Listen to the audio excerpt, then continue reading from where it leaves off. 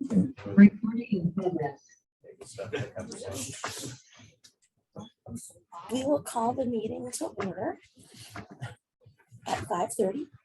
And our first order of business is public comment or union comment.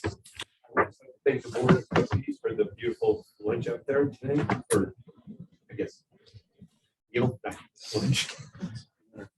But thank you, it was very good. It is appreciated. It was good to see everybody back together again. Thank you. I see no one else from the public, so I'll assume we can close public and union comments. In everyone's packet are the minutes of our August 18th meeting. I hope everyone has had a chance to review them. I would look for a sponsor for approval of last month's meeting minutes. Trustee Peck, second by Trustee Bazzi. Any discussion, corrections? Okay, all in favor? Opposed? Abstain? Motion carries. The minutes are approved for the, I said regular organization. That was organization. And you also have your packets minutes for the regular meeting of August 15th last month. May I have a sponsor for approval of those minutes? Trustee Jesuit, the second.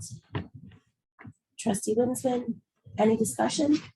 All in favor? Opposed? Abstain? Motion carries. We'll start with our committee reports, and we will start with my reports will be very brief. In everyone's packet tonight, there is a motion which I would sponsor and ask for a second after this explanation. Every September, we are tasked with the obligation of appointing a risk management officer. The officer conducts environmental scanning through a variety of means to identify potential risks and take actions to mitigate those risks. The risks and actions will be reported to the board on an annual basis. The president recommends that the director of business affairs, Trustee, be assigned the duties of risk management officer for this academic year. May I have a second for the motion? Trustee Winsman, any discussion? All in favor? Aye. Opposed? Motion carries. Thank you. We'll move on to the president's report. Dr. Trustees. Thank you. I'm going to try to be brief as well. Our fall semester obviously kicked off recently, and so far so good. It's nice to see the students back, and for the first time in several years, for at least for now, we have more students this year than we did the previous year. So we're kind of excited about that. Over the summer, as part of our strategic enrollment management efforts and our marketing and looking at our marketing, we engaged a committee. And we did an RFP for design services for both our website and also for our brand, which has been in place for quite a while now. And the board several months ago did award that contract to Spiral Logic, and the committee has been working with the design firm on some changes to our logo. Along with that, we've considered changing our marketing name, if you will, from Fulton-Montgomery Community College to SUNY Fulton-Montgomery. That's been a pretty consistent, Schenectady has done it, Adirondack has done it, Ulster has done it, more have done it than have not. So we're considering, using that as part of our marketing name. Our official name doesn't change. There's a process you go through with SUNY to get that approved. And we think it helps us, be associated with the system as a whole, and is sort of following the direction that people have gone. The other concept in the printout that's in front of you does, and I apologize, Jennifer, you don't see this, but the printout in front of you, the colors don't look exactly the way that we think that they look. They look more purple than blue. Our college's official colors have always been blue and white. So you see, like on the back of Jackie's computer, you have the logo that has the green and the blue, and those are our marketing colors, or our branding colors that we've been using for the last several years. And so we were thinking of returning to our classic blue and white colors. And what you see in the packet, this is the brand guidelines draft that the marketing firm has provided to us. What you see is the logo that features the clock tower. We were looking for something that, you know, is distinctive. And let's see if I can show Jennifer this. Not very well. I'll email you, Jennifer. But it features our clock tower, which is distinctive for our campus, utilizes our blue and white colors, and really just kind of gives us a fresh new look. And you'll see as you flip through what our social media badging might look like, our logo might look like, with the SUNY and the FMCC and the clock tower. Some of this is just fonts and color things and what not to do with this. So we wanted to bring this to the board's attention, that we were looking at this change and that we had a committee that was working with this company and making these recommendations of updating our look and our brand and our approach to marketing.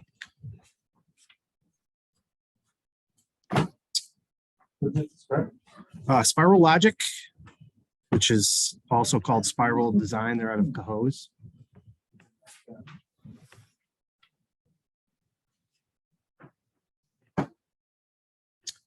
Any other questions or comments And this about? color, you said it's purple. It's not our color. I Yeah, know what Yeah. color it has to be. it's, if you flip back, and again, the printer didn't do it justice at all. The color palette is on page 8. Yeah, So it's like a And navy. It's a navy color, correct? It's navy blue that seems to print on this printer as almost a purplish. yeah. But- because your party, you know, it's not eye catch. Right. I have to confess, I love the move to the using soon. I think the clock tower is Yeah. just really distinctive. And I know when we looked at all the RFPs last year, Spiral Logic or Spiral Design Studio was certainly incredibly competitive price-wise and local. And I think they really kind of knocked it out of the park for us. Yeah, I will credit the on-campus team for pushing back on them, because they came back with some pretty wacky designs, and this is, I don't know, version 5 or 6 of what this looks like. Meaning we have to change all the signage and everything. We do, but we don't plan on doing that all at once. We plan on, you know, rolling this out over time. The first place that we plan to adopt this is with our website. And then, you know, as things need to be replaced, we'll swap it out with the new design, the new logo. If we're also always looking for opportunities. Last year, we were able to get some grants that were specific for marketing, and we'll continue to look for those things, for those opportunities, so that we can, you know, make those refreshes where we can. I think we've also started with some of the banners on campus, you know, things that are affordable to do, you know, letterhead, logo, you know, and digital communications will be first, but It's been 12 or 14 years. it has. And it's a Correct. nice move because getting connected to SUNY, you know, that catches everybody's attention. And I want to give credit where it's due. You know, Dan Fogarty and Rob Palmieri and Jackie and Diana have been working on this project and moving it forward. So I get invited to meetings sometimes, and I appreciate that. But, you know, certainly those guys have been the driving force behind this. And there's been some other folks that have been involved in the bigger committee that works with. So, President Druckenmiller, yes, ma'am. just a question, since I can't see, does some of the logo designs follow some of the logo that was developed for the strategic plan with the trees and the different goals? Is there any of that that's carried over into this?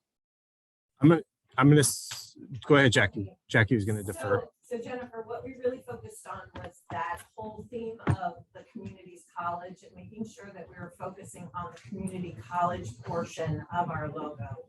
Okay.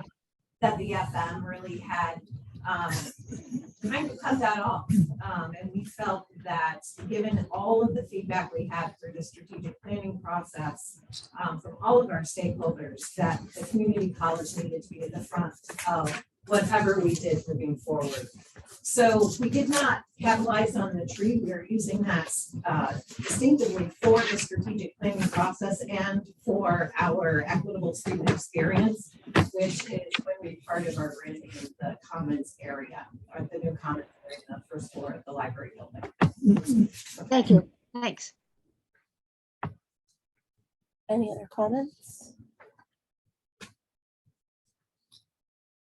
Jennifer, I'm setting this to right now.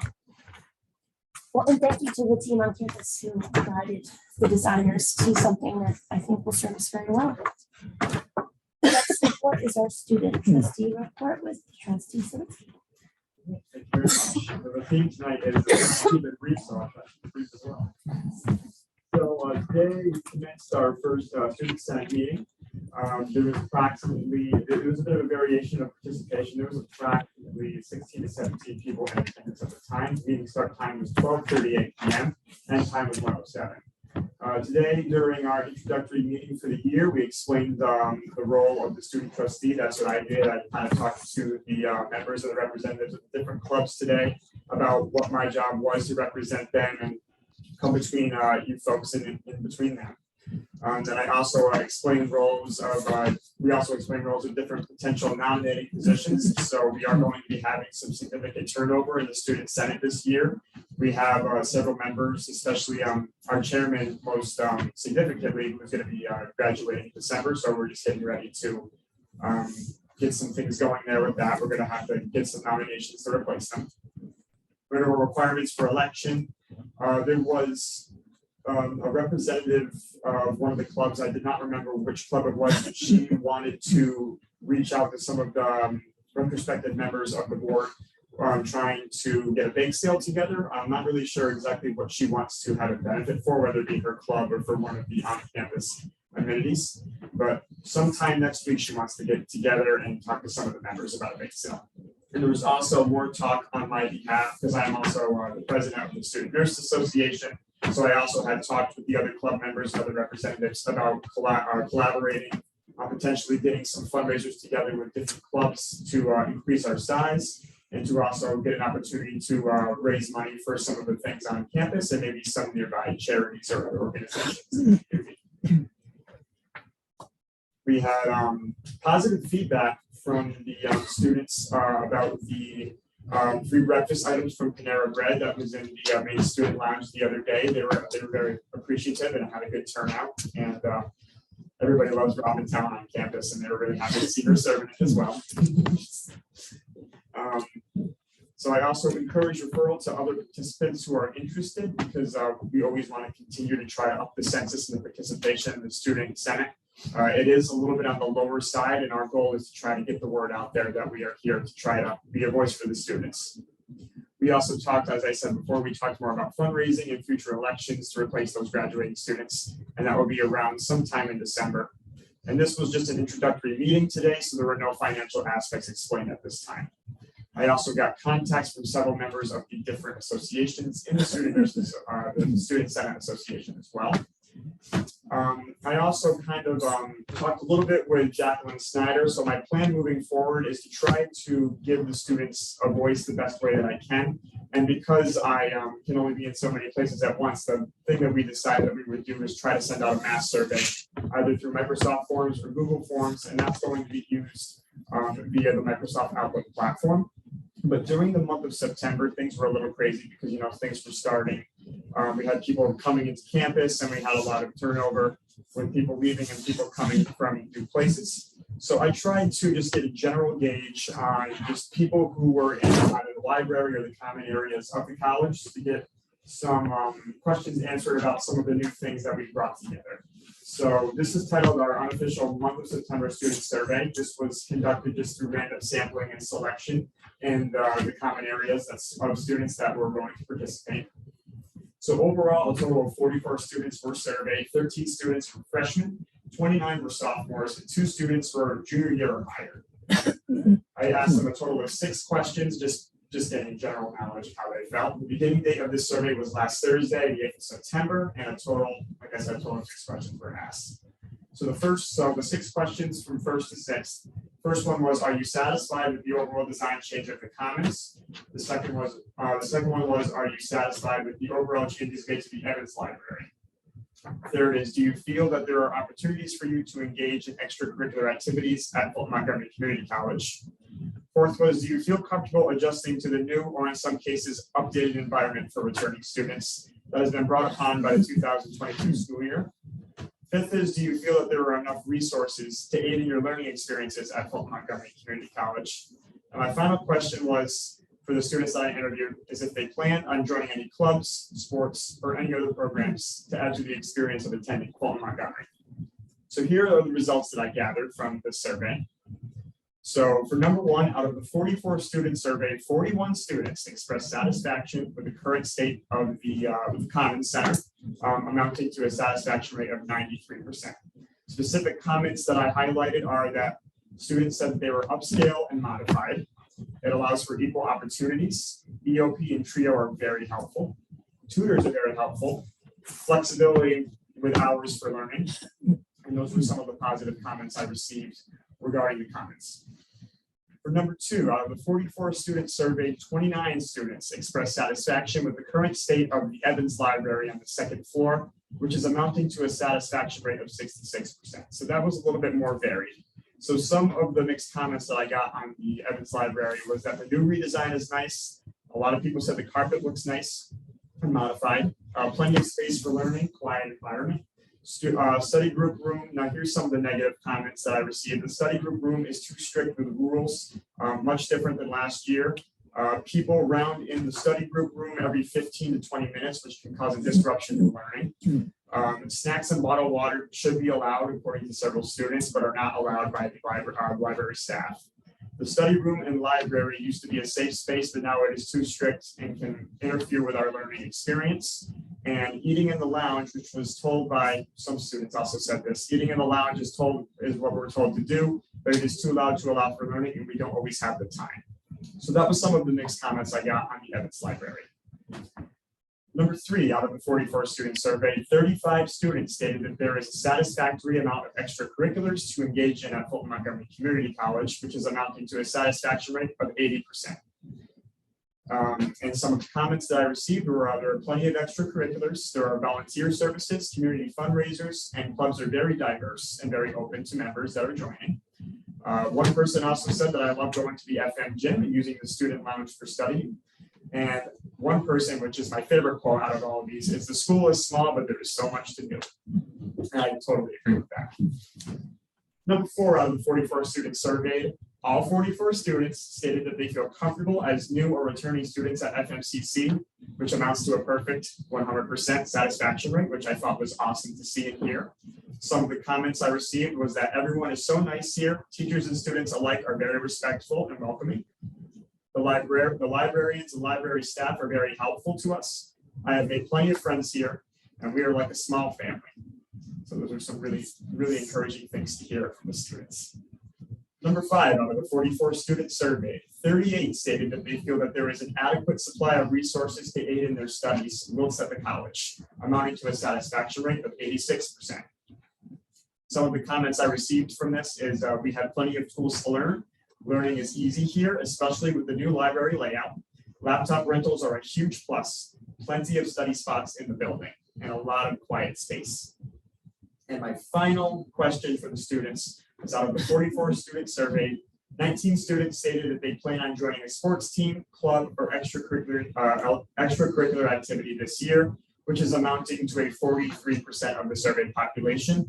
It is worth noting that many of these students that I surveyed are either transferred from another college or they are new incoming freshmen. So some of them are not really aware of some of the things we have to offer. And that's going to be up to me. That's going to be my job to try to get them to know what we have to offer here for them. Some of the comments I received on the final question was, I didn't know that we had clubs here. I plan on playing basketball this year. The sports teams are small, so I think I'll give it a try. And I'm excited to try out esports this year, which there seems to be a lot of interest for. So that is a nice new program that we added for the students. So now with with these positives and negatives that I have received from just talking to students. Some students didn't really want to participate in a formal survey due to time constraints or because they just didn't want to be part of a statistical study. I also just had some regular conversations with some passing by students. And here are some of the positives that I got and some of the negatives that I got receiving from just some commonplace answers. Food trucks are a big plus. We love food trucks here. I can attest to that. The Commons, a lot of good things to hear about the Commons, especially Trio and EOP. It really offers a really nice environment to the students. Food pantry, people say a lot of great things about the food pantry and how it's run. Extracurriculars, as I've touched upon before, is another positive. Campus activities and transfer fairs are another big plus that I heard from freshmen especially. The student environment, as I've stated before, 100% satisfaction out of 44. It's a great number. Teachers, very welcoming and really equal in how they treat a very diverse group of students. And especially, and this is also coming from me as well, lab upgrades and the opportunities that we've received from grants. We really appreciate what you guys have done to do there, especially in the nursing lab. It's been really, really awesome to have the new technology. We really appreciate it. Some of the cons that I received from the students are the new study room layout in Evans Library was really the primary thing that I heard. Bright space navigation, but I took that with a grain of salt because everybody's learning bright space. So we need some time to kind of get oriented.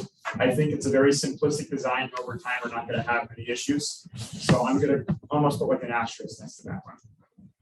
No food vendors, but the food trucks are kind of filling that void. So really that's not much of a problem, but some people just said that and they're mostly newer. Participation in student senate, we do have a bit of a kind of like a skeleton crew, so to speak. We do have some members who are a little bit reluctant to participate in the meeting. So I'm looking forward to trying to find ways to give everybody an equal opportunity to have their voice be heard. And multiple clubs are reporting lower census counts. And a lot of people attribute that to COVID and things out of their control. So my follow-up plan in the future for our next meeting in October is that, as I've touched upon before, I'm going to be pairing up with Jacqueline Snyder. We're going to be conducting a mass survey through Outlook for the October survey. I'm hoping to get better numbers and better statistical data for you guys. I also plan on discussing with my fellow trustees on how we can address different answers, especially pertaining to the Evans Library design. And my final thing is that, like I just stated before, I'm going to be collaborating with Jacqueline Snyder and also the other members of the SSA to coordinate better ways to give students a chance to have their voice be heard and also to conduct on-campus activities in the future to help our community and the people and the organizations on our campus. I will now reserve this time if you guys have any questions to ask about anything that I've presented. It's wonderful report. Thank you. Wow. Thank you. Thank you. And I am hoping in the future that I'm able to get better numbers. The best thing that we can get in terms of accuracy is more numbers, but in terms of student environment and people feeling welcome, super, super big positive. Everybody's really happy with how it's been so far. What was your fifth question, Emma? Fifth question. Let me come right back up there for you. Fifth question was, do you feel that there were enough resources to aid in your learning experiences at FMCC? And the overall results out of the 44 students that I surveyed said that 38 stated that they feel that there's an adequate supply. So what did you find for deficiencies there?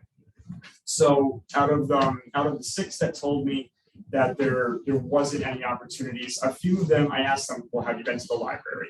Have you met with some of our tutors? Have you met with the writing center? And out of the 6 of those that said that they did not feel that it was satisfactory, 5 of them said they haven't been to those places. So the first thing I said was, I suggest that maybe you go check it out and see if there are things they can do. Another student said, and this is more of like a personal case, so I won't touch upon it too much, but they just said that there were some factors personally and also in their family that made it so that they weren't able to adequately engage in the things that we have set up here for them, and they feel like it's a little bit split down the middle, and they're not really able to have like a personalized learning relationship with certain people. But this is just one person, and this is a personalized thing. So I said the same thing, you know, if there's anything I can do to help, you can always contact me. But we do have a really dedicated team here that's really good at working with that small number one-on-one. So I'm really hoping in the future that we're able to get increasing positive numbers from surveys of this nature. Thank you. Any more questions? Well, thank you very much. We'll move on to the foundation report with trustee Bassina. Good evening. The fifth Friday series is going to be on, of course, Friday, September 30th. It's going to be in Fraser Room at 8:00 a.m. And the topic is going to be they are going to discuss drug crime and also legalization of marijuana. And two sheriff, one from Fulton County, which is Richard Giardino, and Sheriff Smith from Montgomery County. They're going to, talk about it. If anybody's interested, the deadline is September 26th. Get in touch with Mrs. Diane Boslett in Foundation. Breakfast will be served at 8:00, buffet style, and the meeting will be concluded by 9:30.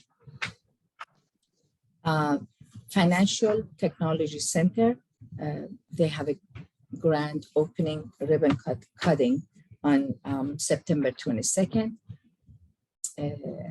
between 4 to 6. And it's going to be at the first floor, O'Connor Hall, room C 123. September 15, which is today, is RSVP. If anybody is interested.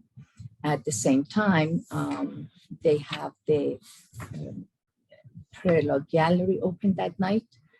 You can view that as well. They're featuring artist Ripley Whitesides, which is his work is watercolor landscapes. Annual 15th annual distinguished alumni, as well as the second annual Clock Tower Award is going to take place at the Holiday Inn in Johnstown, November 3rd. And they already, the date for if you want nominate somebody for distinguished alumni is over because it was September 12th. And they for second annual Clock Tower Award, they had a meeting. They had a committee, and they come up with a very wonderful person to achieve the award. This year is going to be Dr. Rao, which he was very, very generous to our community college, $500,000 once, and another time $75,000. And we are very happy about it. And the final bid for the ticket that for Elton John was September 1st. A lady from Betsy from Clifton Park had the highest bid, which was $550. It's for 2 tickets, am I right? Yes. And for solar farm, they are waiting for the study. The study has to be finished in September, and then they decide they determine how much how involved it's going to be and how much it's going to cost. And this is the 3rd year, and foundation gets some money from them. The first year, $5,000. The second year, $10,000, and this year will be $15,000. And this is a project for 5 years. And with that, I conclude my report, Madam Chair. Thank you. We will move on to committee reports and finance with trustee Winston. graphs were included in your packet. Two graphs are presented, one that provides expense and budget data by major function, and another that provides expense and budget data by contracted services category. Graphs compare data for fiscal year 2020-21 to fiscal year 21-22. The expense summary budget versus the actual for the period of 9/1/21 to 8/31/22 is 100% of our fiscal year. To date, actual expenses and encumbrances are 90% of budget. Additional expenses related to the 21-22 fiscal year will be reported in September. Expense detail by department provides by department a detailed figure for our expenses and encumbrances to budget for the period of 9/1/21 to 8/31/22, which again is 100% of the fiscal year. Finance statement for the period of 9/1/21 to 7/31/22 is 92% of our fiscal year. Note that revenue includes billing activity through 7/31/22 for the fall 2021, winter 2022, and spring and summer 2022 semesters. This represents 73.1% of our tuition budget, while expenses incurred represents 11 months or 79% of our budget. Details on 3 budget transfers are included in your packet as well. First, moves funds between the BP Student Affairs Publication Expense account to the BP Student Affairs Contracted Services account. The next between admissions publication expense to admissions advertising expense. And the final is between BP Student Affairs Publication Expense again and the BP Student Affairs Recruitment Expense. There are 3 contracts included in your packet. The first is with Gloversville Transit, the second with Humana, and the final with Constituo Software. I'm sure you pronounced that wrong. And finally, there's 1 grant included in our packet. The grant funding source is SUNY Future Work Center. The purpose of the grant was awarded through the Job Linkage Program for the college's Emerging Technical Occupations Project. The grant will be used to develop a center for emerging technician occupations that will prepare students for various positions in healthcare and advanced manufacturing. If there are no questions, that concludes the report.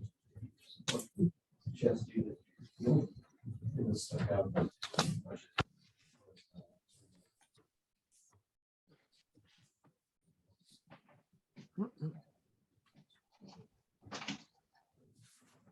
Yeah, there was an increase. There's going to be an increase for this coming year as well. So there's maybe 8,000. So I mean, every year it's running a little bit higher than budget.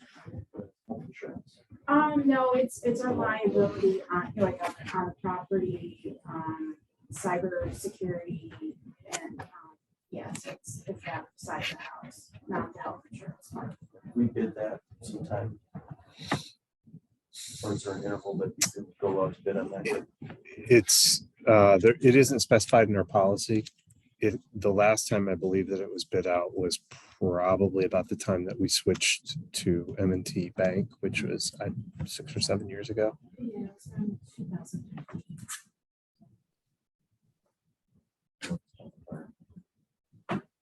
Yeah, and we had some insurance claims last year too. Yeah, so that, I mean, that was one of the things when we got on the phone with them a few weeks ago and talked about premium.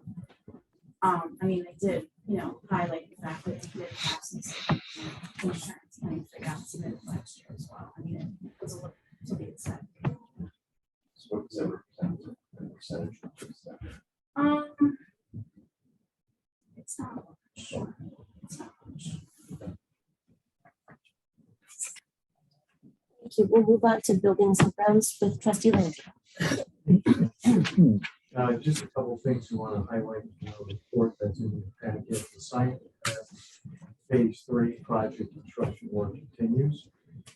Casework, doors, windows. County Finance Committee recently approved additional contracts for furniture, audio, visual. Our facilities team has finished all the prep work for the summer of waxing, deep cleaning, anticipation of the shuttle classes this fall. And we The other thing we want to highlight is public safety, and just upgrading the student staff ID system. Those are the things highlighted in the packet and in our report. If there's no further questions, that concludes our report. Thank you. And academic affairs with Trustee Bardell. Okay, thank you, Madam Chair. Hello, everyone. Happy fall. We have a few items, obviously, to update you on, and one of the most exciting is all the faculty training that went on this summer for the Bright Space. Several trainings were conducted. People have gone through that, but we'd like to give a shout out to 3 of the profs in particular who not only took the Bright Space training, but who also developed online courses to teach in this fall of 2022. And they are Dr. Paula Brown-Weinstock from Social Sciences, John Van Bladel, also Social Sciences, and Julie Mihalik, Assistant Professor for Mathematics.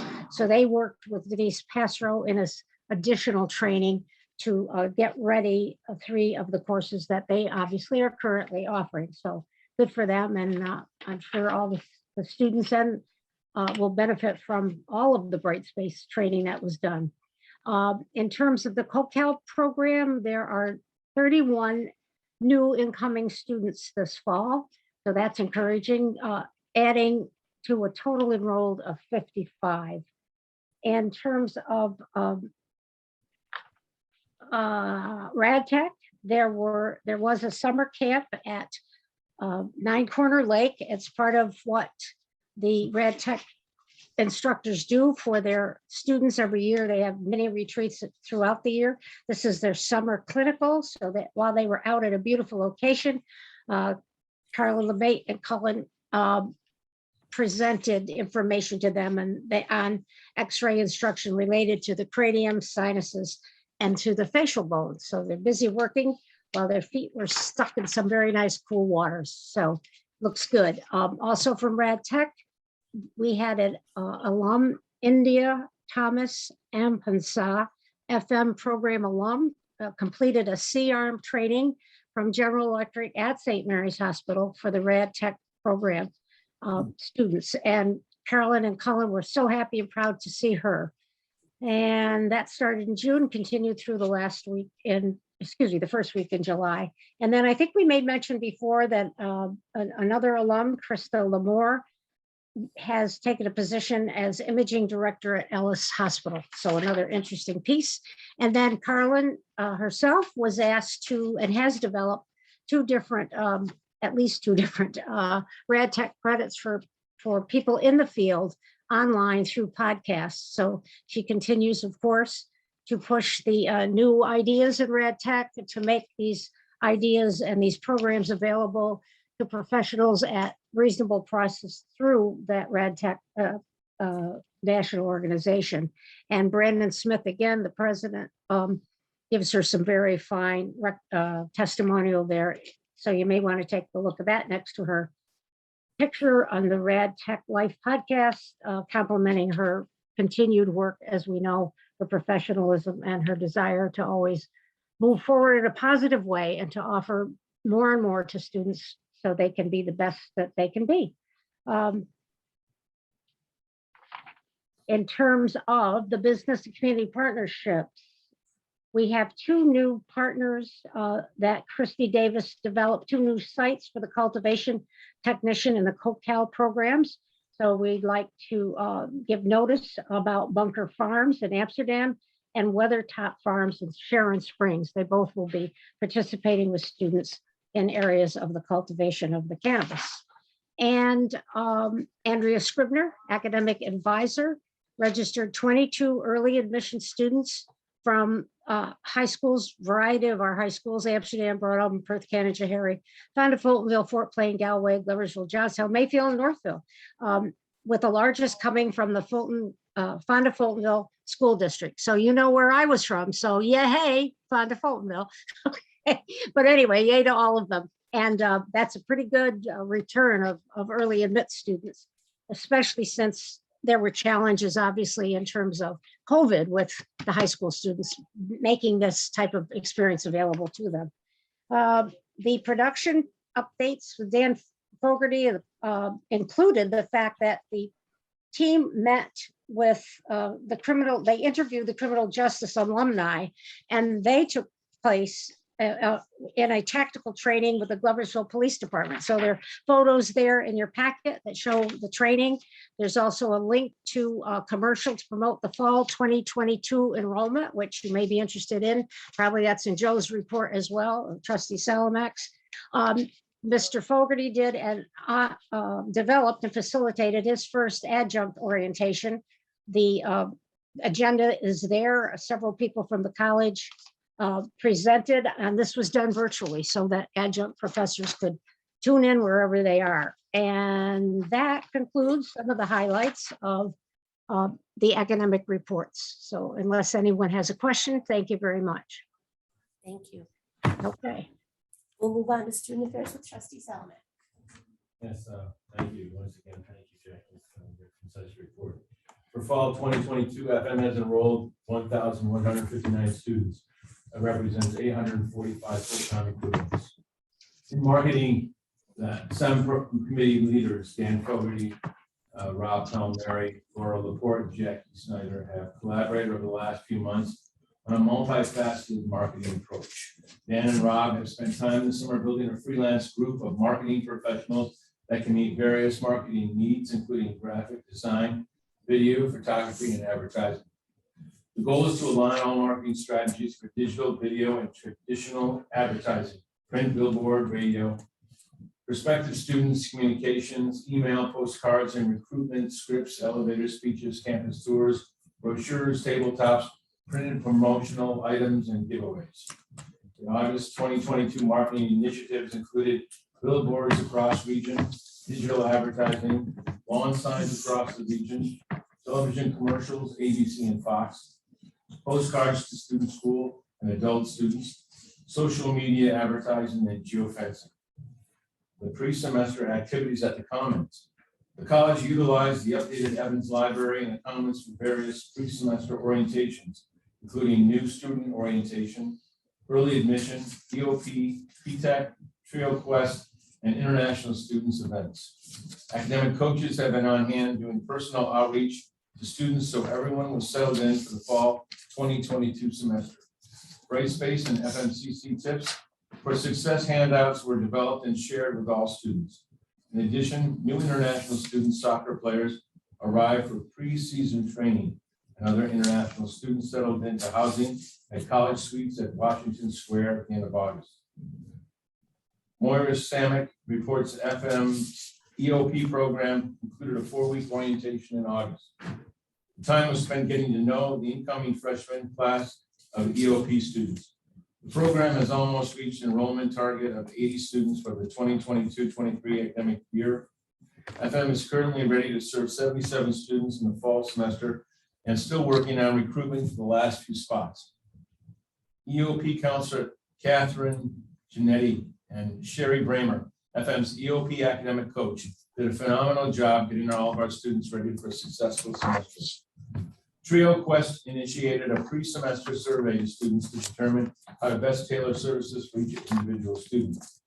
During orientation, staff worked with students to get acquainted with technology, toured campus and our new Trio space, and had lunch with 2 returning students and staff. Each student's agenda was customized to what business items they needed to take care of. Summer intakes have been going well, and each only had 40 slots each left to fill. Trio is also partnering with the admissions office on specific outreach efforts to high schools with joint visitations and presentations. In student activities, as mentioned, the new student orientation was held on several days in August. 75 students attended new student orientation August 9th, and there were 108 students and 40 parents on August 30th. Students participated in various sessions, including Eyes on the Prize academic session. This session was facilitated by Megan Druziak and included information on academic advising and student activities. Transition to College by Emily Town focused on the differences between high school and college and tips to be successful. A faculty welcome by Paula Brown Weinstock, where she discussed course expectations and the ins and outs of attending college courses. Students also attended a student support session in the library and discussed accessing Brightspace and all campus technology by Arlene Spencer and Dan Town. Colleen Sanders discussed tutoring services, and Audrey Eggleston shared information on the TRIO program. It's been a strong start semester for FM students. This concludes my report, Madam Chair. Do you have any questions? Thank you. Thank you again. Wonderful. The Diversity, Equity, and Inclusion Committee has nothing to report tonight, so we'll move on to accreditation with Jackie. Thank you, Madam Chair. I asked that accreditation be added to our agendas because we are embarking on our self-study process. 24-25 is when the self-study meeting will be here. We'll be back on campus. Some of you were here previously when that took place. So our institution has been invited to the Self-Study Institute to take place this fall. We're able to send 10 representatives from the campus. We're compiling that list. It's held virtually. Since COVID, this is one of the lasting effects. It used to be an in-person institute that you had to travel to Philadelphia to complete the training or other areas in the Middle States region. So typically you would only send 2 or 3 people. By holding it virtually, both synchronously and asynchronously, we're able to have 10 people attend, which is really a good way to start the self-study process. It's pre-planning, it's talking about and sharing experiences from other campuses who have just completed the process. So it's a good introduction for folks as we gear up for the self-study. So it's a very short report. There'll be more to come, but I just wanted to let you know that we've been invited to the Self-Study Institute as a campus. Thank you. And personnel with Trustee Jesuits. Welcome Thank back. you, Madam Chair. Just a couple things. We have additions to our staff. Kathleen Feeney started September 2nd as our new Liberty Partnership Program Director. Kathleen has a master's degree in education, bachelor's degree in English, both from SUNY Oneonta. We also have Nathan Peters, started September 1st as our new computer science coordinator. He has a bachelor's degree from Buffalo State, and he is a FMCC graduate with an associate's degree in general studies. We also have searches underway for coordinator of student involvement full-time, Liberty Partnership Program counselor full-time, a radiologist technician, instructor full-time, principal clerk and financial aid full-time. And as well as we have one person departing, Mimi England resigned as admissions counselor effective September 9th. And that concludes my report, unless someone has any questions. I just have an addendum to your report that the LPP counselor position and the coordinator for student involvement have both been filled. So they're starting soon, right, Jackie, in the next couple of weeks? So the coordinator for student involvement will begin on our professional development day. That'll be her first day, and she's coming from Harvard College and has experience at the community college level as well.